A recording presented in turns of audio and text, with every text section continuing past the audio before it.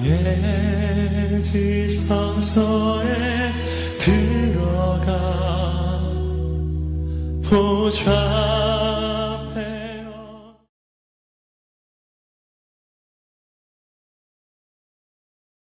오늘도 이른 새벽 미명에 주님 품에 나온 여러분 모두를 주님의 이름으로 축복하고 또 환영합니다. 특별히 오늘부터 우리 CLT 우리 2기 2단계 10기생들 이렇게 훈련받는 그런 새벽 첫 시간인데, 경건에 이르기를 연습하라. 육체의 연습은 약간 유익하지만 경건은 금생과 내생의 약속이 있나니라 그랬어요. 할렐루야. 우리가 경건에 이르기를 훈련하는 거 결코 쉽지는 않아요. 그러나 이런 몸부림치는 훈련을 통해서 삶이 변화되는 거예요. 할렐루야. 라고 하지 마시고 여러분들 끝까지 승리하시기를 바랍니다. 오늘 사도행전 19장 말씀 보게 되면 사도 바울의 에베소 전도에 관한 그 행적을 기록하고 있는 거예요. 우리가 주일 오후 시간을 통해서 에베소서 옥중 서신 중에 한 책인 에베소서를 우리가 이렇게 쭉 묵상하고 있는데, 오늘 이 사도행전 19장에는 사도 바울이 그 에베소라고 하는 지역에 가서 거기서 직접 복음을 전했던 그 내용이 이렇게 쭉 기록이 되어 있는 것을 보게 됩니다. 이 내용에 보게 되면 특별히 이 사도행전 19장 에베소 전도를 하면서 사도 바울이 두 종류의 세례에 관한 말씀을 선포합니다. 세례는 두 종류의 세례가 있다는 거죠. 여러분, 그 내용이 2절로 7절에 이렇게 나와요. 2절로 7절 말씀 나오는데, 우리 CLT 훈련 받는 우리 2단계 훈련 받는 사람들은 제가 이렇게 인용하는 말씀, 새벽에는 제가 이렇게 인용하는 말씀, 그 말씀을 기록하시고 그리고 설교 내용을 요약하시면 되겠어요. 말씀 전체 한 장씩 전체 다 여러분들이 쓰기는 너무 버거울 거예요. 무슨 얘기인지 아시겠죠? 제가 꼭 인용을 해드리겠습니다. 2절로 7절 말씀 저와 여러분이 함께 다시 한번 읽어봅니다. 이르되 너희가 믿을 때에 성령을 받았느냐? 이르되 아니라 우리는 성령이 계심도 듣지 못하였노라. 바울이 이르되 그러면 너희가 무슨 세례를 받았느냐? 대답하되 요한의 세례니라. 바울이 이르되 요한이 회개의 세례를 베풀며 백성에게 말하되 내 뒤에 오시는 이를 믿으라 하였으니 이는 곧 예수라 하거늘 그들이 듣고 주 예수의 이름으로 세례를 받으니 바울이 그들에게 안수하매 성령이 그들에게 임하심으로 방언도 하고 예언도 하니 모두 12사람쯤 되느니라. 아멘. 자, 이 내용은 무슨 내용이냐 하면은, 사도 바울이 이제 에베소에 가서 복음을 전하는데 어떤 제자들을 만났어요. 그래서 그 제자들에게 사도 바울이 물어보는 거예요. 너희가 믿을 때에 성령을 받았느냐? 그랬더니 그들이 대답하기에 우리는 성령이 뭔지도 모른다. 이렇게 대답을 하는 거예요. 그러면서 하는 얘기가 우리는 그저 요한의 세례만 안다. 그러니까 에베소에 있는 제자들은 그들이 신앙생활을 하고 있기는 했지만은 그러나 그들이 성령이 있음도 알지 못하는 그런 신앙인들이었다라고 하는 사실이에요. 꼭 기억하시길 바랍니다. 그럴 때에 사도 바울이 그들을 향해서 하는 얘기예요. 뭐라고 얘기하나요? 그래, 맞아. 요한의 세례가 있는 거 맞아. 그리고 그 요한의 세례는 회개의 세례지. 그러나 요한이 한 말을 너희가 알고 있느냐? 요한은 내 뒤에 오시는 이 그를 믿으라. 그가 곧 예수니라. 할렐루야. 우리가 복음서에 보게 되면 세례 요한이 나는 그의 신들매를 감당할 길이 없다 그랬잖아요. 할렐루야. 그래서 이제 에베소에서 그 에베소에 있는 성령이 계심도 알지 못하고 신앙생활 하고 있는 그 사람들이 예수 그리스도, 주 예수 그리스도의 이름으로 세례를 받고 사도 바울이 그들에게 안수함에 성령이 그들에게 임하였다는 거예요. 할렐루야. 그래서 비로소 에베소에도 성령 받은 하나님의 사람들이 생겨나기 시작하면서 에베소의 변화가 나타나기 시작했다라고 하는 그런 내용입니다. 여러분, 세례 요한의 세례는 물로 세례를 줬잖아요. 물세례죠.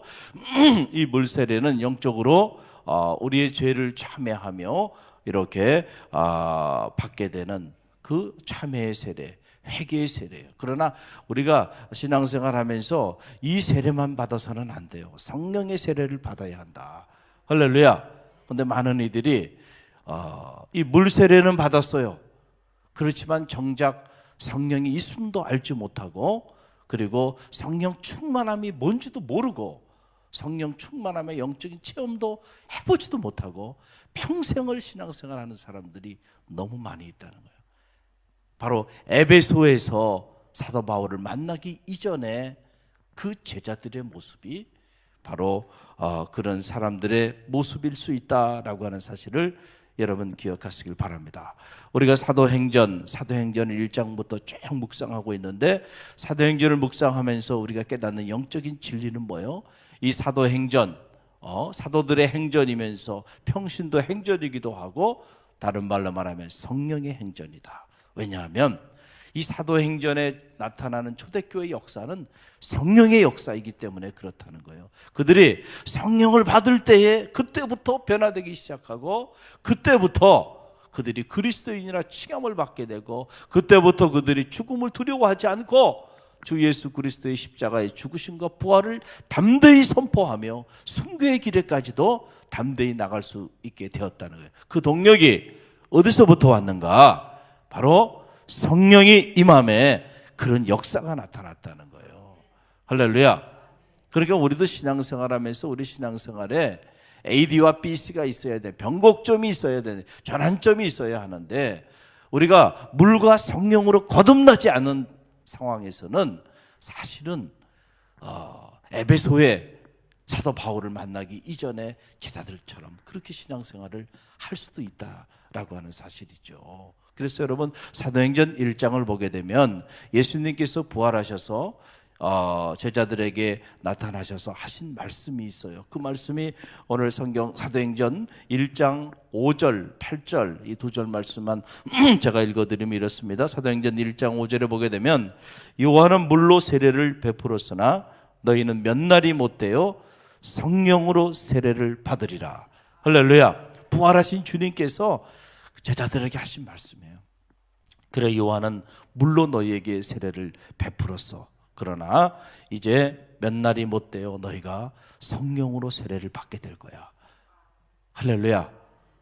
왜 제자들이, 그리고 왜 주님을 따랐던 그 수많은 무리들이 정작 주님이 십자가에 달리시고 고난당할 때 주님 곁을 다 떠나고 다 도망갔는지, 그 이유가 나오는 거예요. 물 세례는 받았지만은 성령의 세례를 받지 못했기 때문에 그들이 그렇게 나약하고 연약한 제자들이 됐고, 정작 주님과 함께 해야 되는 그 시간에 그들은 주님을 부인하며 주님 곁을 떠나고 말았다는 거죠. 그러나 두려워하지 말라. 너희가 이제는 성령의 세례를 받을 것이다.